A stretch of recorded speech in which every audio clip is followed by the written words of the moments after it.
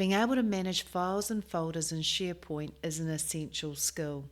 I'm going to go into this documentation folder just by clicking it. When it comes to files and folders, as far as selecting them, notice when I move my mouse up and down, there is a wee circle in front of the name of each file. If I click this circle, I've selected one item, and this is verified over here. If I click this X, I will have unselected that one item. Let's choose 2 or 3 items. 1, 2, 3.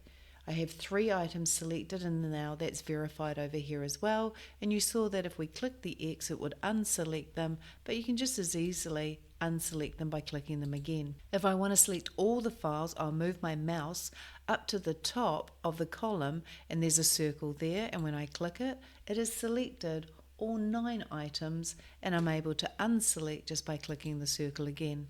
So that's how we select files and folders. Now, as far as opening a file goes, I want to show you this little button here.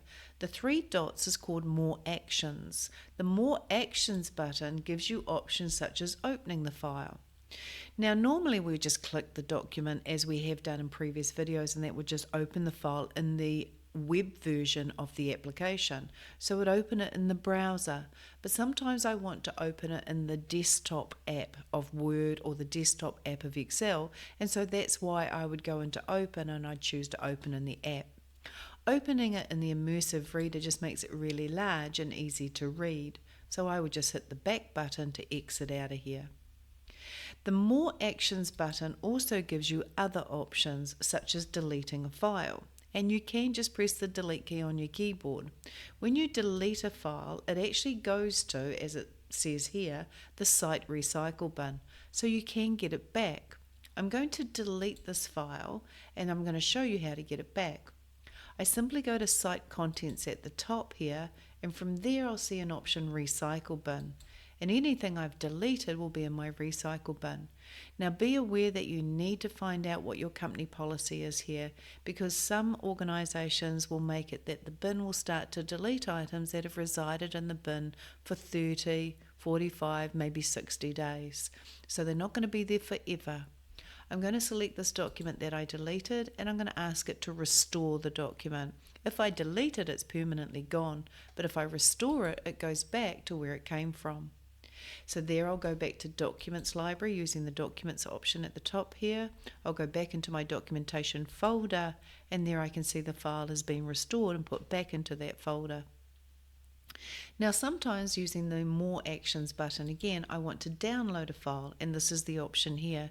If you download it, it will go into your Downloads folder, and I can see it up here in the top right corner. There's usually a little bit of an arrow. Sometimes it sort of has a little blue circle going around it because it takes a while to download it if it's a big document, but I often just go into this button here which shows me the folder in which it downloaded it.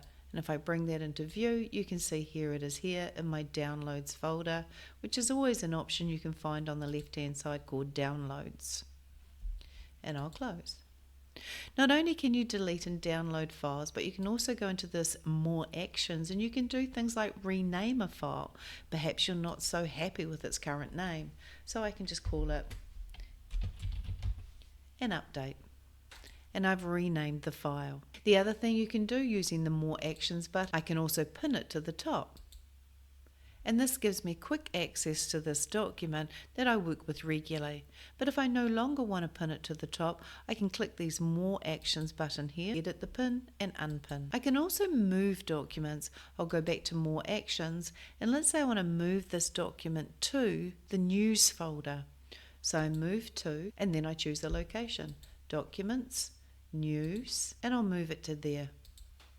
The document's been moved, so it no longer exists in here once it's completed moving, but if I go back to the Documents Library and I go to the News folder, I'll find that file's been moved to here. You can also copy a file to another location. If I go back to the More Actions button, I can choose Copy To. Notice you could copy it to a different SharePoint site, but I'm just going to copy it to my documentation folder and copy here.